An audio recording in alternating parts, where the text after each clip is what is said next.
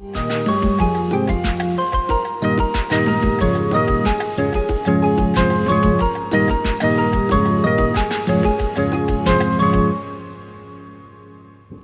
vamos continuar com o professor Arthur Fonseca Filho, sobre essa conversa sobre educação.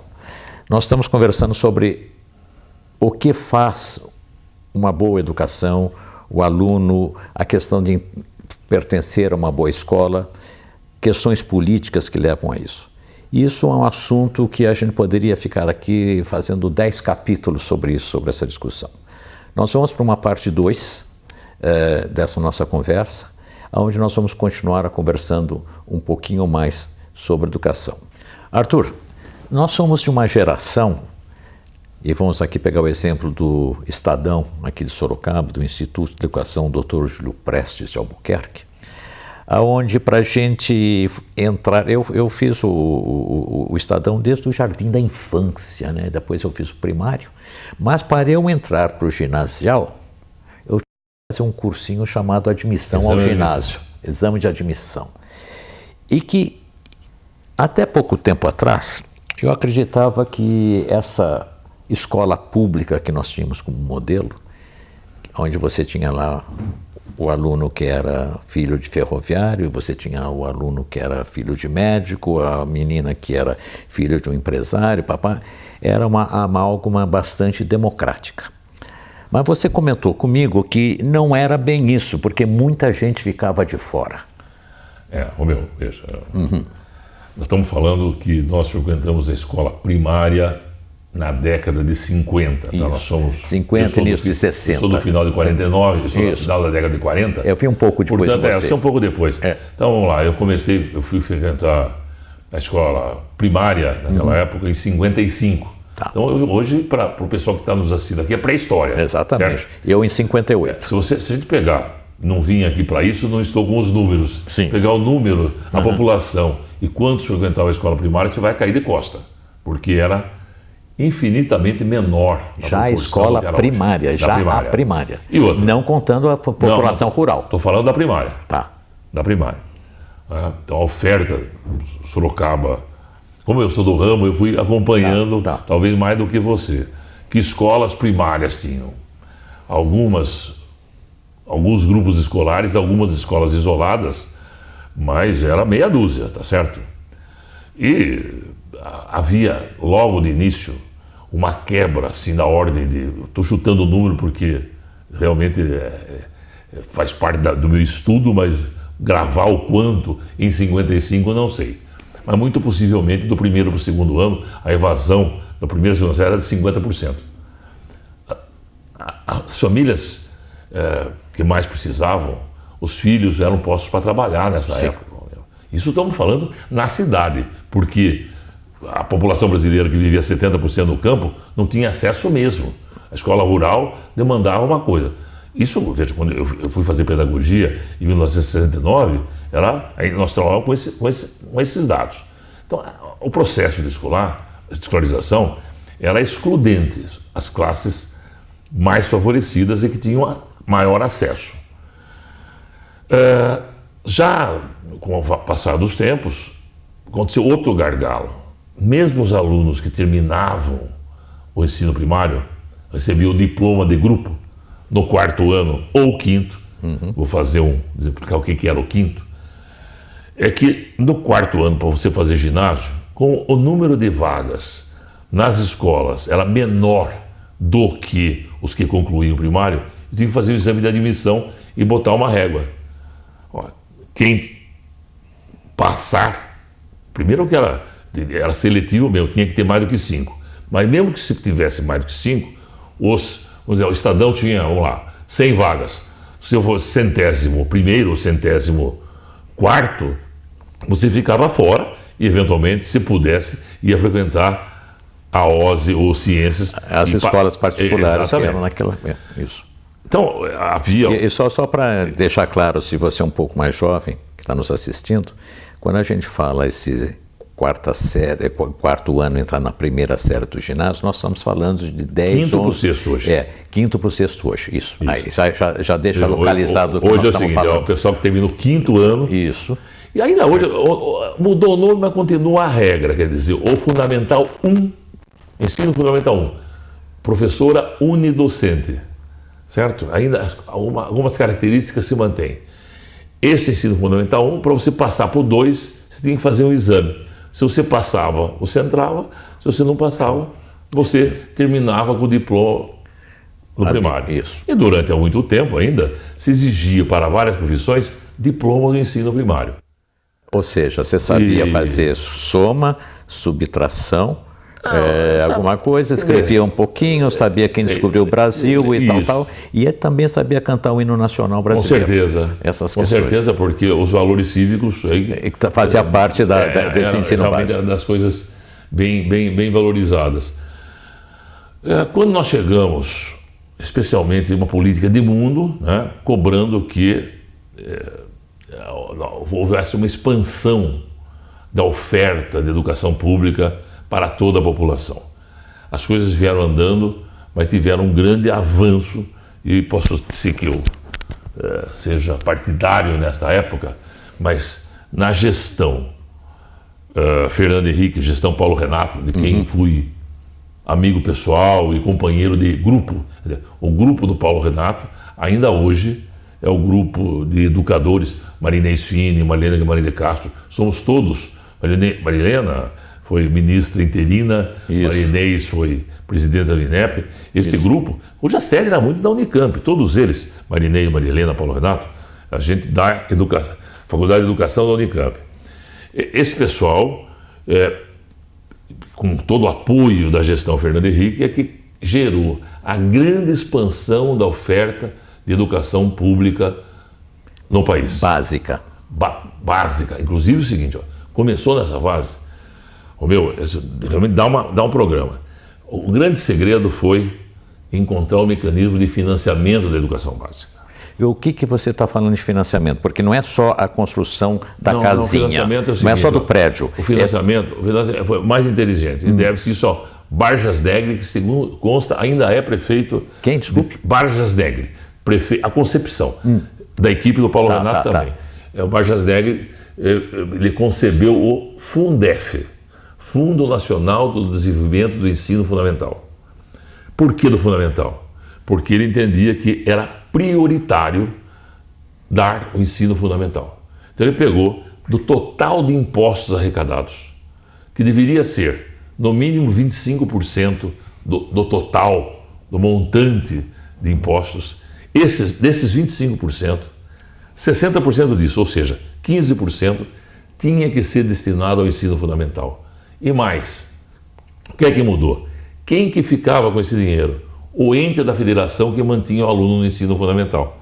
Então foi aí que os municípios, Sorocaba, por exemplo, você recebia, era um fundo contábil desse monte de dinheiro do tributo, e você sacava desse fundo, aqui é o total de impostos, dividido pelo número de alunos, dá um aluno per capita. O município de Sorocaba tinha 100 mil alunos, então ele recebia 100 per capitas. O Votorantim tinha 20 e recebia 20. Quem não tinha nenhum era o Estado que recebia. Então, é um mecanismo de financiamento que você dá para o ente da federação conforme você mantém o aluno. Isto é o que viabilizou a grande expansão da oferta da educação básica para o povo brasileiro. Aí, a parte bonita, a parte complicada. Como isto não tinha sido precedido de uma formação de mão de obra, de uma universalização, uma oferta maior de formação de professores, o curso normal tinha perdido sua importância. Sim. E não tinha expandido. O curso normal era aquela coisa que era lá em cima, depois do ginásio, a gente dividia em clássico, científico, normal. Normal eram os professores. Se formava tinha o técnico também, mas vamos ficar com o normal. Tinha o técnico também. O normal era para formar professor primário. Isso. E formava, se quiser, tinha uma porção de gente que era formada. A origem da escola normal, que era o Estadão. A origem do Estadão era o Instituto de Educação. A origem do Estadão era o normal. Instituto de Educação. Isso, surgiu daí. Mas eu quero dizer para você o seguinte, essa expansão se deu, E aí é uma discussão E daí até você hoje, não tinha gente suficiente, você tinha o mudou, mercado, mas você não tinha... Você mudou aquele modelo, que era um modelo que você tinha alunos mais preparados, professores mais preparados, mas tinha pequeno alcance do atendimento por uma maior oferta, alcançando o maior número da população, mas com notória diminuição no potencial, na capacidade, na qualidade mesmo, na a gente tem que falar essa palavra, qualidade, porque não conseguia. Não tinha, era o que tinha. Uhum. Mas realmente, pela minha formação, eu diria o seguinte: foi melhor para o Brasil naquela época.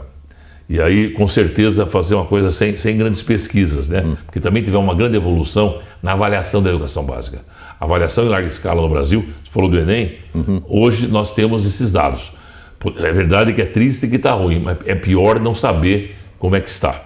Mas eu quero dizer para você o seguinte, Romeu: não havia alternativa. Ou você ampliava fortemente para dar escolaridade para todos, né? Inclusive considerando, né, a Constituição de 88, que veio logo depois disso, considerou o ensino fundamental como direito público e subjetivo. O que significa isso? Não é o pai que tem o direito, o dever de matricular o aluno. O aluno tem o direito público e subjetivo de ter esse ensino fundamental. Então, ao gestor público, ele é compelido, sob pena até de condenação, de prover ensino fundamental para todos. Então, eu poderia fazer assim, mas foi muito mal feito, baixou muito a qualidade, eu sei, mas de qualquer maneira, eu quero dizer que a ótica, a oferta para todos e todo o esforço que tem que fazer hoje, e acho que, por exemplo, a ONGs, muito interessantes, o Todos pela Educação, o Ayrton Senna, um monte de gente ajudando, sabendo o seguinte: este país não vai melhorar se nós não tivermos uma melhoria na oferta de educação básica para todos. Eu acho que aí dá até para usar uma brincadeira, uma expressão que a gente usa hoje, fazer uma adaptação numa brincadeira, era o que tínhamos para ontem. Exatamente. Era o que tinha. Quer dizer, ou era isso ou era isso. Ontem era 80. Era o que tínhamos para 1980. Exato. Vamos abrir do jeito que estava. Hoje, quer dizer, o que a gente vê, as notícias que a gente vê é que não existe mais cuidado dos alunos com a escola, as escolas são assaltadas, tem gente que faz vandalismo, os alunos brigam com os professores, tem professores, sempre falando na questão pública, professores que têm medo de dar aula em alguns casos, que existe um despreparo. Outra questão, no nosso tempo, na escola pública, você repetia a segunda vez no mesmo ano, você repetia, você voltava, entrava numa classe de uma classificação diferente. Você repetia de novo, você era jubilado. Você saía da escola, você não podia continuar. Hoje, parece, não sei se ainda, mas parece que nas escolas estaduais você empurra para frente de qualquer repetição. Como consertar, como dar melhor qualidade hoje? Eu sou um otimista incorrigível com relação a isso. Nós estamos no momento, pelo menos estávamos no momento, eu não vou entrar em discussão política nesse momento. Mal ou bem... Mesmo porque tudo é novo. Tudo é novo. Mas mal ou bem, nos últimos 15 anos, com governos dos mais diferentes matizes, a educação chegou a alguns consensos. Sabia? As pessoas que lidavam com a educação chegavam a alguns consensos. Um deles, inclusive muito influenciado pelo papel dessas ONGs. Fundação Lehman, Todos pela Educação, Ayrton Senna, grandes grupos econômicos que passaram a investir pesadamente na melhoria da escola pública. Então, resolveu-se definir, porque se você não definir o que você quer ensinar, o que os alunos têm que aprender, não funcionava. Lógico, você não tem meta, não tem objetivo, não tem métrica. Resolvido isso, definiu-se então uma base nacional comum. O grande esforço nesse momento é capacitar o professor, capacitar alguém para ser professor, para trabalhar com isso que se quer ensinar. Essas questões que você está falando de problema de gestão da cada escola pública, há estados e há municípios que resolveram bem a sua questão. Não, e a gente vê exemplos de escolas públicas se classificando muito bem, né? Com premiações. Fica sempre a marca, né? A escola onde o professor apanhou, a escola que foi derrubada, mas nós diríamos que... Você está falando que a gestão é individual da escola. Não, pois é. Eu acho que esse foi um grande equívoco. Individual não é o professor só, mas é o diretor da escola. Do Estado de São Paulo, especialmente da rede estadual, foi tratar tudo como rede e não como escolas individualmente consideradas. Essa eu acho uma falha que deveria ter sido sanada. Por exemplo, nos Estados Unidos não tem. A escola do condado, você só pode frequentar no lugar onde você mora. Isso. Essas coisas não foram bem encaminhadas aqui no nosso estado. Perdeu-se a personalidade, a característica de escola. Você é muito mais professor da rede estadual do que professor de escola. Se o corpo docente não permanecer na escola, não há continuidade do trabalho. Me parece que esse momento, a males que vem para mim, com a população, o crescimento diminuiu, nós vamos ter o ajuste. Os ajustes, a alternância, a mudança de escola, a fixação do corpo docente vai ser mais possível agora. Então eu insisto que eu sou otimista. E outra, a imagem da escola pública nem sempre corresponde a ótimos trabalhos que podem ser feitos. Eu não estou negando os problemas. Não, mas o que você está falando é que existe possibilidade, existe uma boa vida na escola pública. Existe vida inteligente na vida pública. Existe. E olha, quer saber? Eu não estou fazendo média aqui com ninguém. Outra, nós temos um corpo docente como um todo, muita gente capaz de fazer, treinável inclusive, entendeu? Com possibilidades.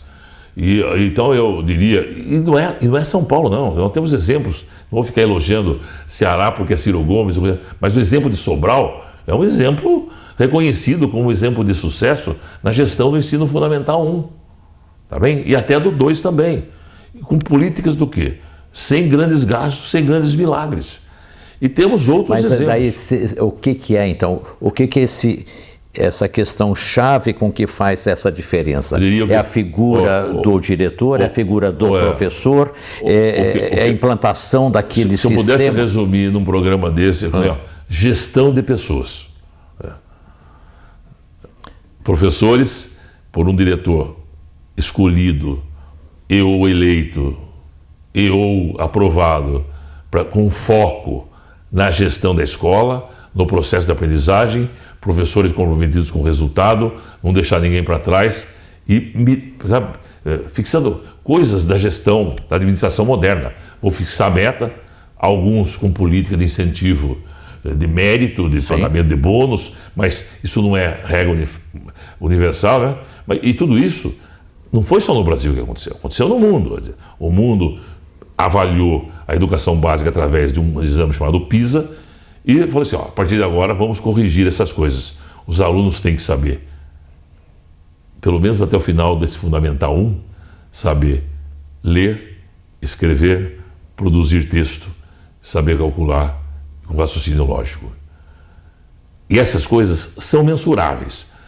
Eu acho que os exemplos melhor sucedidos são aqueles que definiram com clareza essas metas e capacitaram o pessoal para trabalhar, para resolver isso.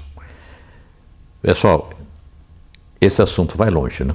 A gente vai continuar aqui eternamente, porque é um assunto de interesse de todos nós. Eu vou concluir agora com o professor Arthur Fonseca Filho sobre essa questão que nós estamos falando sobre a educação no Brasil. Como é que a gente termina essa questão da educação? O currículo, não é só o currículo. O que deve ser ensinado? Você acabou de enumerar por princípios, mas existe algo de novo que precisa ser acrescentado? Ou é o velho sistema, aprender português, aprender língua, aprender... Eu diria o seguinte, nós tivemos um grande avanço que terminou, e mérito de todo mundo que geriu educação nos últimos 10 anos. Nós concluímos uma coisa, que era um movimento mundial de definir uma base nacional curricular comum.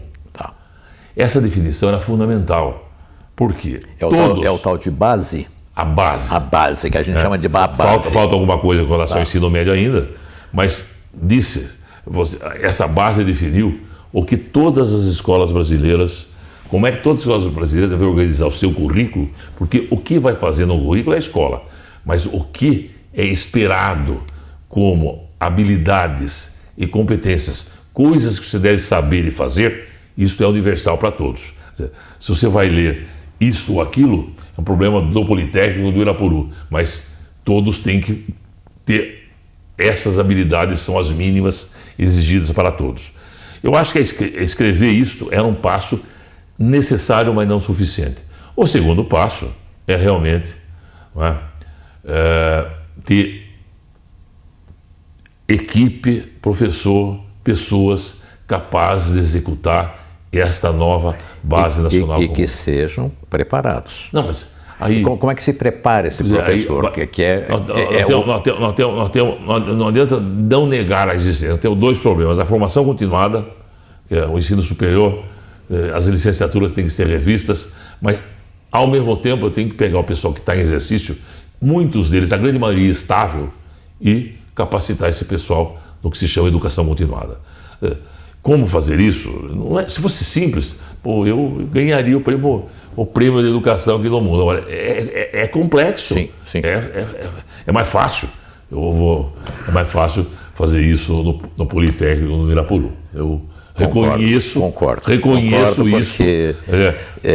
Porque nós vamos entrar em N equações aí. Agora, que não está, inclusive, dentro da gerência próxima. Não está. Quer dizer, você precisa montar um sistema de políticas públicas, não é?